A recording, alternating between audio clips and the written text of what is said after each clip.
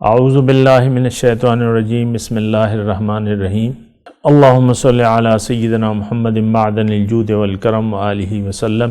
سامعین و ناظرین اکرام، السلام علیکم ورحمۃ اللہ وبرکاتہ۔ آج کا موضوع ہمارا یہ ہے کہ رضا الہی کیسے حاصل ہو سکتی ہے۔ دیکھیں، اس لیے یعنی رضا الہی کا مطلب یہ ہے، کوئی جزوی اس کا مطلب نہیں ہے کہ بعض وقت آپ اللہ کی رضا کو نظر انداز کر دیں، یا کبھی کریں یا کبھی نہ کریں، ایسی بات نہیں ہے۔ یہ مقصود نہیں ہے۔ اللہ تعالیٰ کی رضا کا مطلب یہ ہے کہ آپ کی زندگی جو ہے، تمام زندگی اللہ تعالیٰ کے رضا جوئی میں لگی رہے، تمام زندگی۔ یعنی آپ جو بھی کام کریں وہ اس میں اللہ کی رضا کو اور اللہ کی پسند یا ناپسند کو مد نظر رکھیں۔ اور تقویٰ کا معنی بھی یہی ہے کہ جہاں اللہ تعالیٰ آپ کو دیکھنا چاہتا ہے وہاں آپ ہوں، جہاں اور جس کام میں اللہ تعالیٰ آپ کو نہیں دیکھنا چاہتا وہاں سے آپ غیر حاضر رہیں۔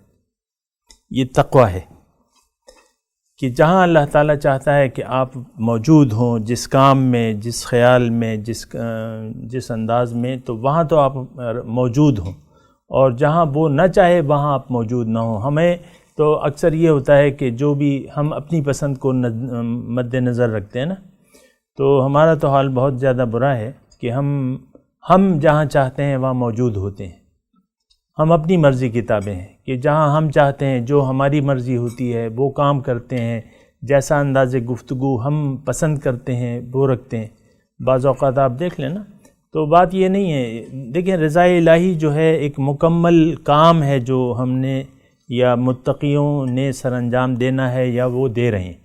رضا الہی ساری زندگی میں یعنی آپ کی سوچ میں اللہ تعالیٰ بس جائے۔ رضا کا مقام یہ ہے کہ آپ کی سوچوں میں اللہ تعالیٰ بس جائے اور اللہ تعالیٰ کے پسندیدہ کام کو آپ سر انجام دیتے رہیں۔ یہ کیا ہے؟ یہ رضا الہی ہے۔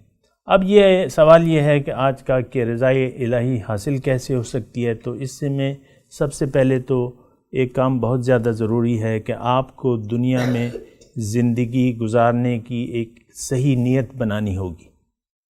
ظاہر ہے کہ رضا الہی جنت میں صرف وہ لوگ جائیں گے جو اللہ تعالیٰ کو راضی کر لیں۔ جن سے ناراض ہوگا وہ کہاں جائیں گے؟ وہ تو دوزخ میں جائیں گے۔ جن سے راضی ہوگا وہ لوگ جنت میں جائیں گے۔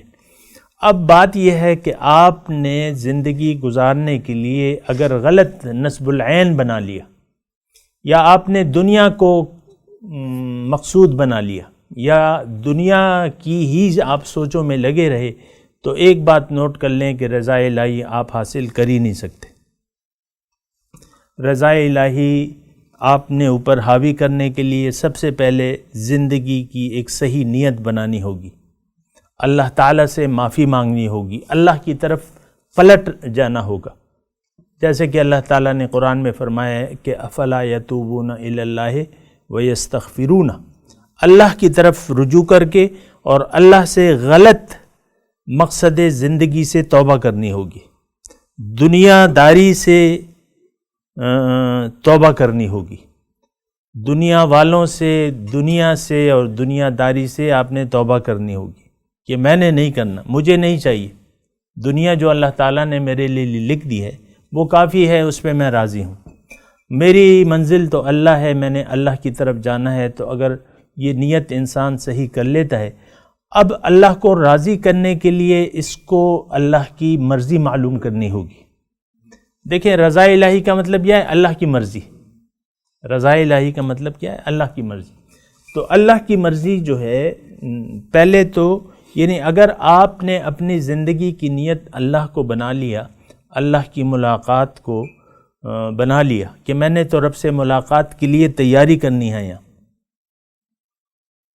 تو جب آپ نے تیاری کرنی ہے اللہ کی ملاقات کی، اب آپ کو اللہ کو راضی کرنا ہوگا۔ ہر کام میں آپ کو ایسے کریں گے کہ اس سے اللہ راضی ہو جائے۔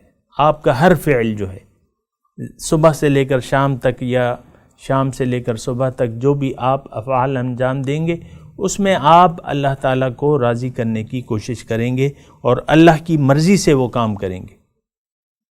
عام طور پہ تو ایسا نہیں ہوتا نا، لیکن اللہ کی مرضی جو ہے، اب یہ ہے نا کہ اب جب آپ نے ارادہ کر لیا تو اب یہ ہے کہ اللہ تعالیٰ آپ کی مدد شروع کر دے گا اور توفیق الہی بھی حاصل ہونی شروع ہو جائے گی۔ مطلب یہ ہے کہ اگر آپ نے اللہ تعالیٰ کو راضی کرنے کی کوششوں کا آغاز کر دیا، اب اللہ تعالیٰ کی توفیق بھی آپ کو ملنی شروع ہو جائے گی۔ اللہ کی مدد، ان رحمت اللہ قریب من المحسنین، اللہ کی رحمت مخلصوں کے ساتھ ہوتی ہے۔ اللہ کی مدد، اللہ تعالیٰ کی طرف سے امداد، یہ سب کچھ جو ہے یہ آپ کو ملنا شروع ہو جائے گا، تو آپ رضا الہی کو اللہ کی مدد سے حاصل کر سکتے ہیں۔ اور اگر ایسا نہ ہوا اور ایسا ہوا کہ زندگی کی نیت دنیا ہی رہی، تو پھر اللہ کو راضی کرنا، اللہ تو آپ کی نیت پر ہی ناراض ہو جائے گا، کیونکہ آپ نے دنیا کی نیت کر لی تو انما الاعمال بالنیات۔ اللہ کو ناراض کر کے اگر آپ نماز پڑھیں، روزے رکھیں، یا جو بھی آپ نیک کام کریں، کروڑوں روپے خرچ کر دیں، اس کا کوئی فائدہ نہیں ہوگا۔ آدھی کھجور جو ہے اگر آپ صحیح نیت سے دیں گے تو اللہ تعالیٰ اس کے ذریعے آپ کو آگ سے نجات دے دے گا۔ وآخر دعوانا ان الحمدللہ رب العالمین۔ مولاي صل وسلم دائما ابدا على حبيبك خير الخلق كلهم